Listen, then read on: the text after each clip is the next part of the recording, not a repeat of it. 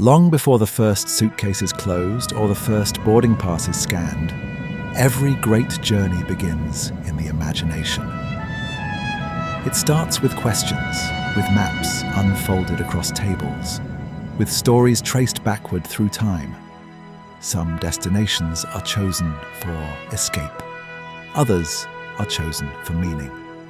At the far end of the Western Hemisphere, where the Americas taper toward open ocean, a gateway city waits at the mouth of the Rio de la Plata, Buenos Aires, a crossroads of cultures shaped by indigenous roots, European ambition, and the restless movement of people and ideas across the South Atlantic. And here, in dimly lit halls and historic theatres, one of the city's most powerful stories takes the stage: tango.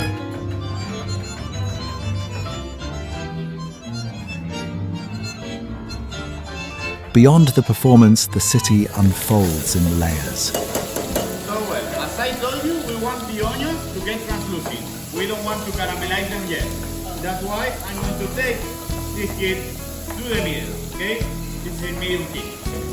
For the beef and for the onion and the red pepper, we want to work them on 5 heat because we want them to caramelize, okay? And always there is the table.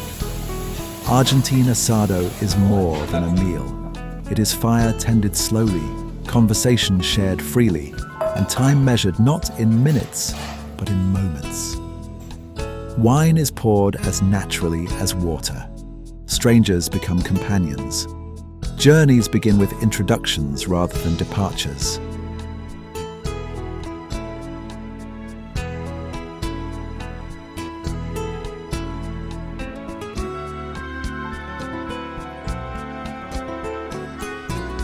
Grand boulevards recall the elegance of Paris, while shaded plazas and neighborhood cafes pulse with unmistakable Latin American life. In Recoleta, ornate stone and wrought iron mark a resting place for generations past, a city of memory within the living city. Nearby, a former theatre now houses endless shelves of books, where balconies once reserved for opera overlook stories from every corner of the world. History here is not confined to monuments. It moves through daily life, in architecture, in language, in traditions carried forward across centuries. Then we have the tri-tip we call colita de quadril. Quadril is the muscle from the back leg, and colita is because under a southern sky, as evening light softens the edges of stone and steel, travelers gather, exchange stories, and quietly turn their thoughts toward open water. Because before the world turns white, before the wind carries the scent of snow, every polar journey begins in a place of warmth, music, and memory. From this southern capital, at the edge of a continent shaped by movement, the compass finally points beyond itself.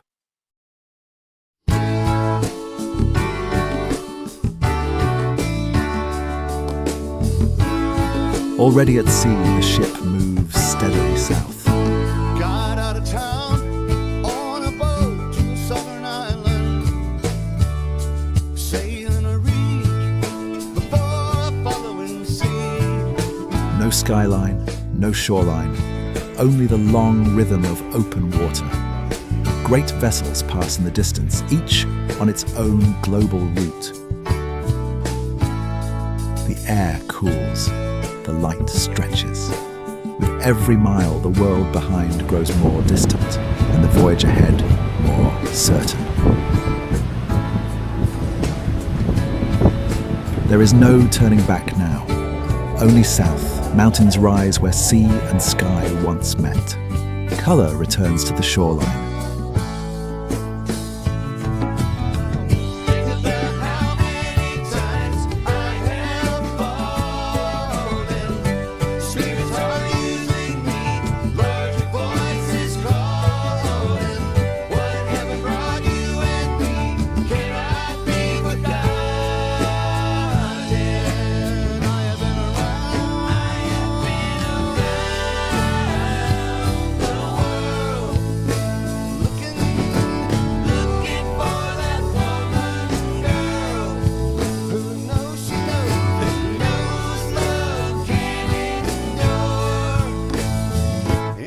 it will.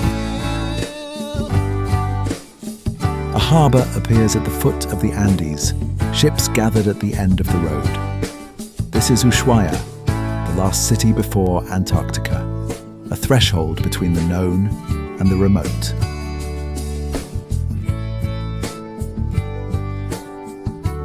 Beyond the harbour, the land opens into wild country.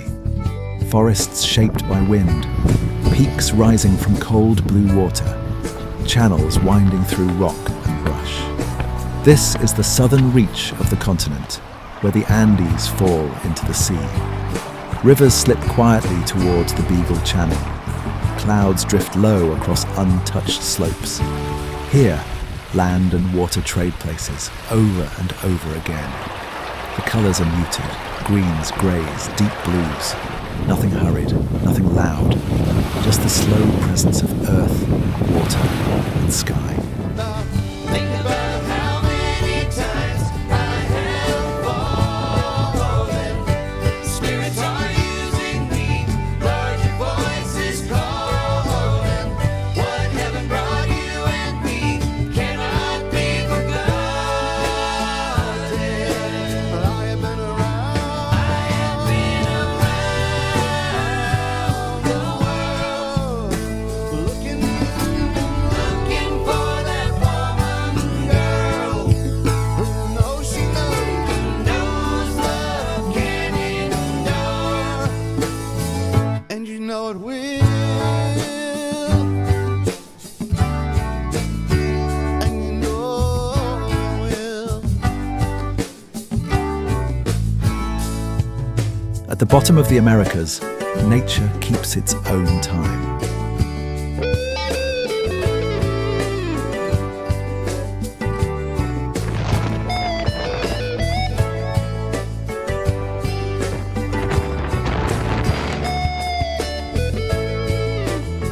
Far ahead, a solitary lighthouse marks a narrow passage, Cape Horn.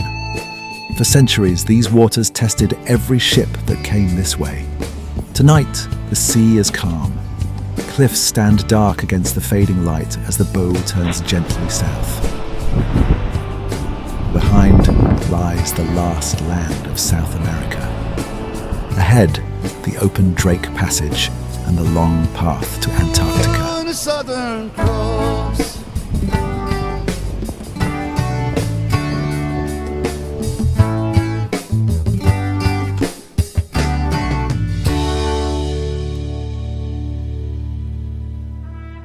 Before the sun rises above the Southern Ocean, a new horizon takes shape in the half-light. From the deck of a lone vessel, dark peaks emerge from the mist, marking the edge of the last great wilderness on Earth. Antarctica, a continent of ice and wind, larger than Europe, yet almost entirely untouched by human settlement. For centuries it existed only as rumour and theory, a blank space at the bottom of the map. Today, its first sight still carries the power of discovery. As the ship presses south, the ocean gives way to a labyrinth of mountains and frozen seas. Glaciers, thousands of years in the making, spill from the high interior toward the coast, their fractured faces glowing in deep, translucent blue. Icebergs drift like wandering monuments, sculpted by wind, wave, and time. What appears motionless is constantly changing, reshaped by currents that circle the globe. Life thrives here against every expectation. Penguins gather on floating ice, perfectly adapted to a world of cold and salt. Beneath the surface, whales travel ancient migratory routes, surfacing only long enough to breathe before returning to the dark. Even the apex predator of these waters, the orca, moves with quiet precision through channels first charted by explorers seeking a path through the unknown. In protected harbours like Paradise Bay, the wind falls silent. Clouds cling to mountain summits while their reflections shimmer across still water below. It is a landscape that erases the boundary between sky, sea, and stone.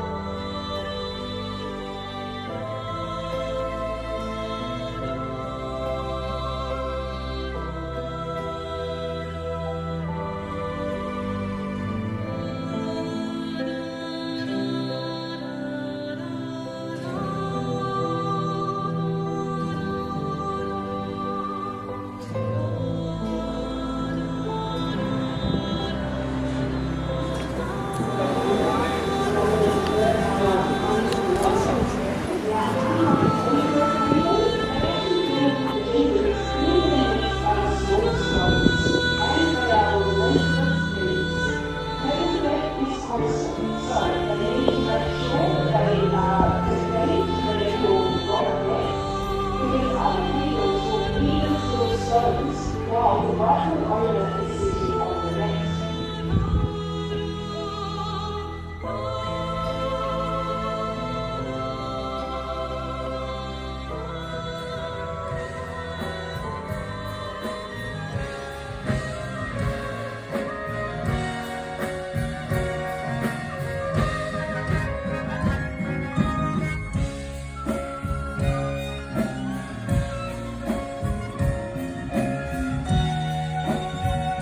Yet this beauty comes with distance. Here there are no cities, no roads, no nearby refuge.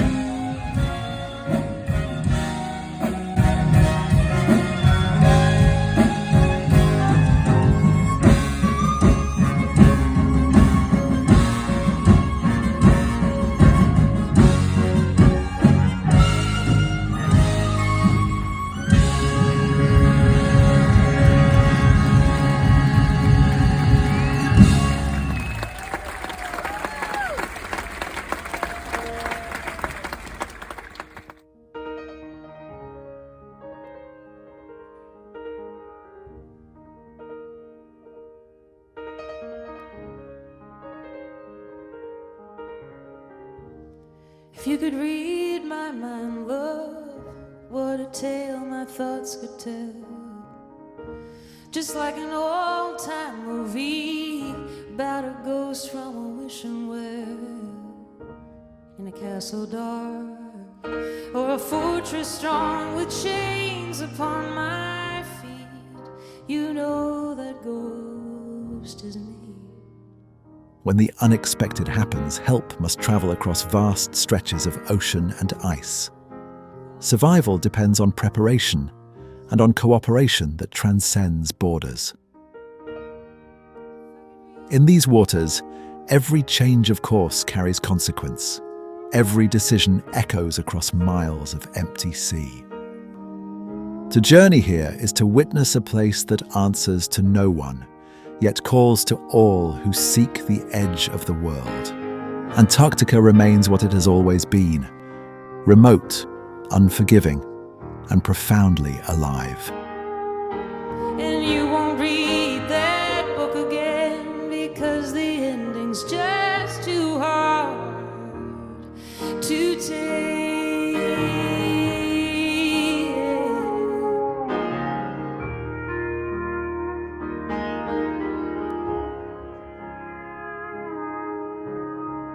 The route changes, not by weather, not by ice, but by necessity. A research station lies ahead, isolated on a cold shoreline, reachable only by sea and air. The ship alters course. In Antarctica, distance is not measured in miles, but in time, coordination, and trust. Volcanic cliffs, sheltered bays, water so clear it seems unreal. Wildlife gathers along the way. As close as we can, because remember, there's depth that we have to take in consideration and many natural barriers as well as protocols. You can see that Argentine research camp, and to tell us more about the wonderful wildlife, we already seen those penguins all around the ship. What a scenery! What a scenery! And I have our naturalist, Chantel, there's next to me. Chantel, I'm speechless. Whales surface in slow rhythm, alone, in pairs, then in numbers too great to count. Birds trace wide arcs overhead. Penguins pause on the ice, then disappear beneath it. This is not the planned route, but here plans are only suggestions. At the bottom of the world, a life is moved from sea to shore, from uncertainty to care. The mission complete, the ship turns again. But Antarctica has one more decision to make. Dense ice blocks the northern route, forcing another change of course. No hesitation.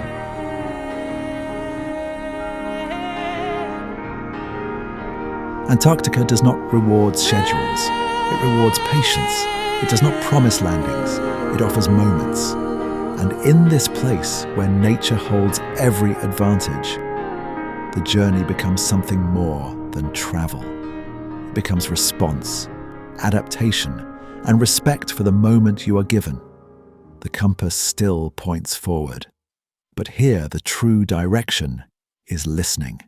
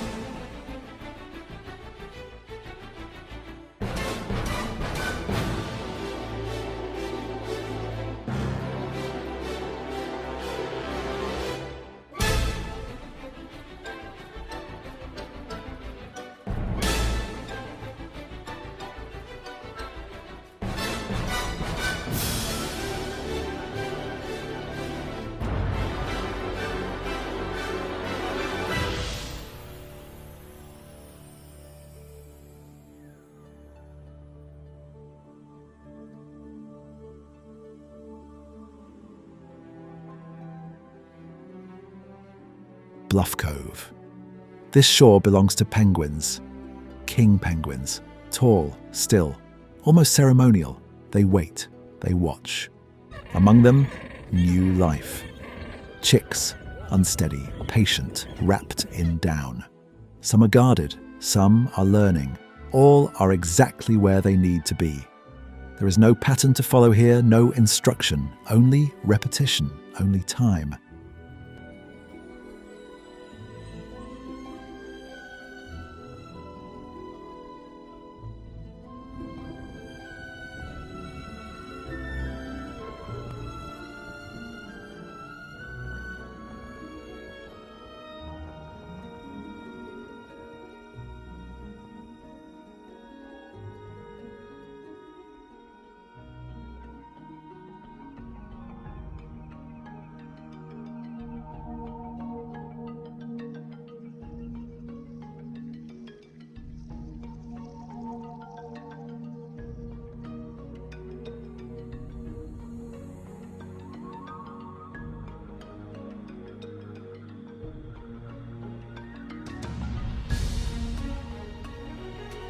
Further along the beach, Gentoo penguins, restless, curious, always moving.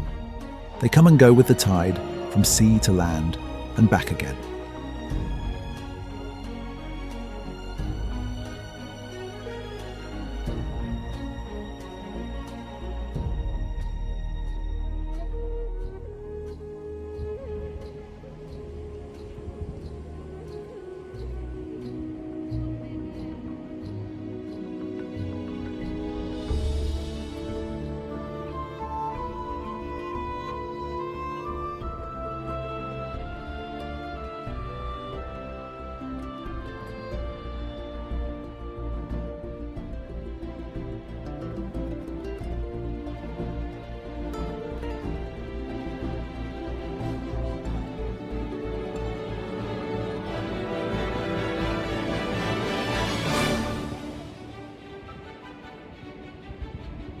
The wind passes through the grass.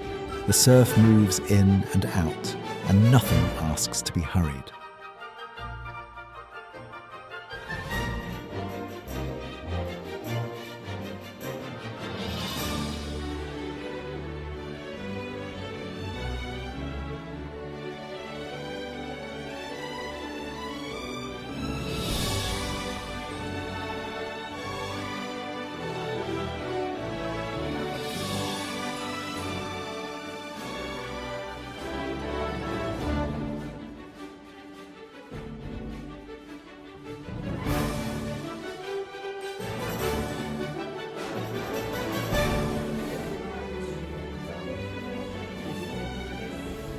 Port Stanley. Low buildings weathered by wind, softened by colour.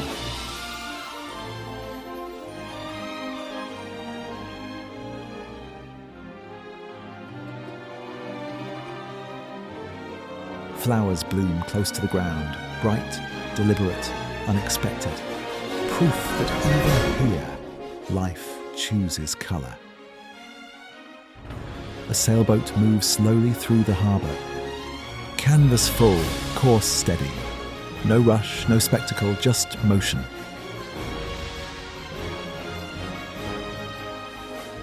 As the shoreline drifts behind us, the town continues on, unconcerned, waiting for no one.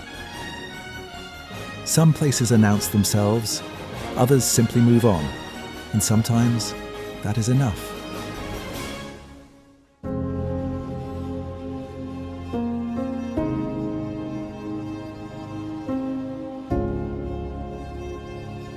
Puerto Madryn. At first glance, it offers only ease, clear skies, warm air, a shoreline shaped by patience rather than force, and a very long drive to our next destination. But this coast is defined by change.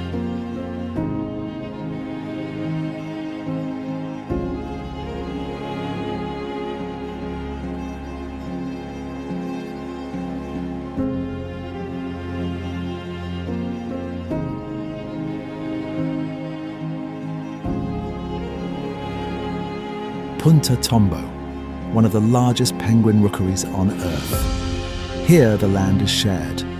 A narrow boardwalk traces the terrain, threading through a world already in motion.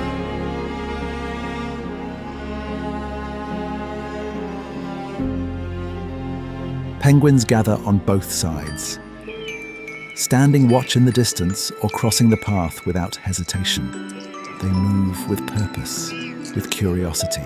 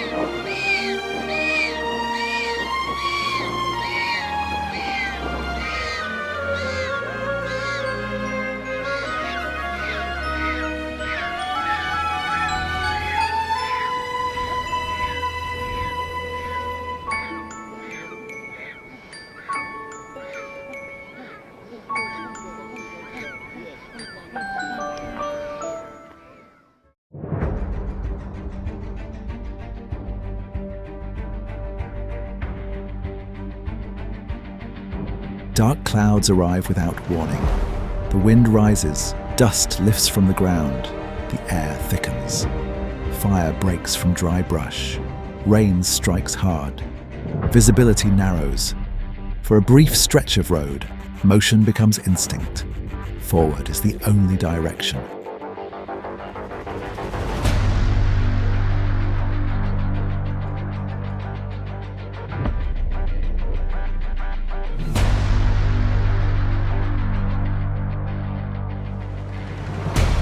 Just as quickly the storm releases its hold, silence returns, lines flow, smiles return.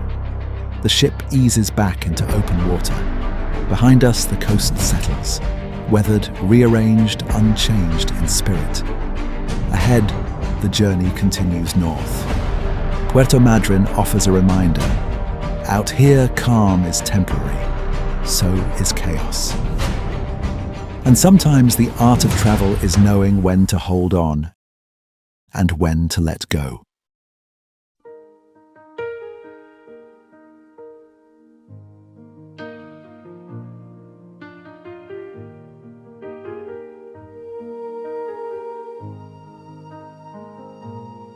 Before the ice and southern silence, before the long way around the horn, we trace the edge of old Buenos Aires, where new journeys still are born. From city lights and restless harbors, to the wide Atlantic call. We followed lines once strong by sailors. We trusted nothing but it all. So we went beyond the compass, where the known world falls away, past Cape Horn and broken weather, into seas that don't obey, through the Falkland Islands stillness, past Bluff Cove and open shore. Every mile was teaching something we had never learned before. Down through Tierra del Fuego, where the land gives way to wind, where the maps grow thin and fragile, and the sea makes up its mind. There were days of perfect sunlight, there were nights we couldn't see, and moments when the horizon has more trust than certainty.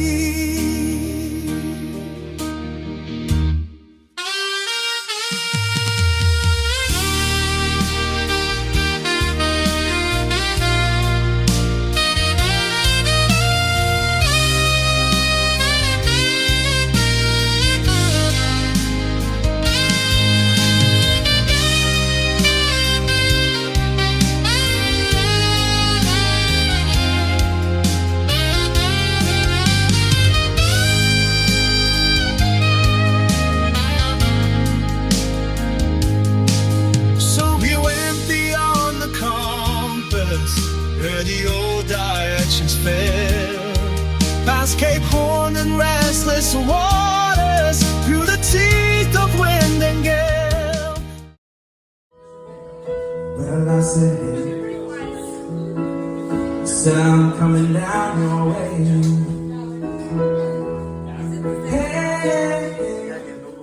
The journey ends the way it began, not with distance, but with direction.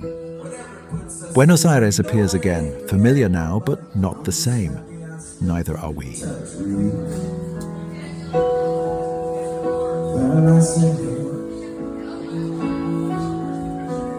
Before the flight north, there is one last pause. At Estancia La Mimosa, the land opens wide. Horses, grass, quiet hands at work. Here, nothing rushes. Now I feel so hollow. Why did it burn? Why be waiting on false promises?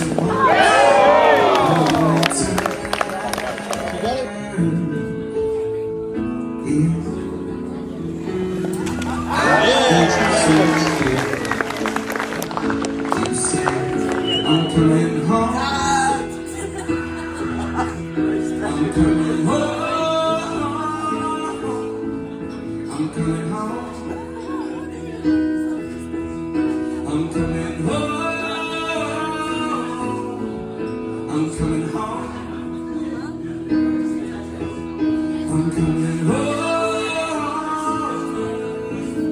And I say, why did we follow? Why did we stay? I say, what is it about this place that makes it so hard to get away? Well, I said, hey. Now I feel so hollow. Soon the road turns back toward the city, then to the airport, then upward. Maps fold closed. Coordinates lose meaning. The compass no longer points outward. Somewhere between the runway lights and the dark above the clouds, the journey finishes its work. What we carry now is not what we saw, but what stayed. The silence, the scale, the reminder that the world is vast and we are small and still capable of wonder. Beyond the compass, beyond the horizon, beyond every distant shore, there is a return. Not to where we were, but to who we are now. And as the lights of home rise to meet us, there is only one direction left to say aloud, I'm coming home.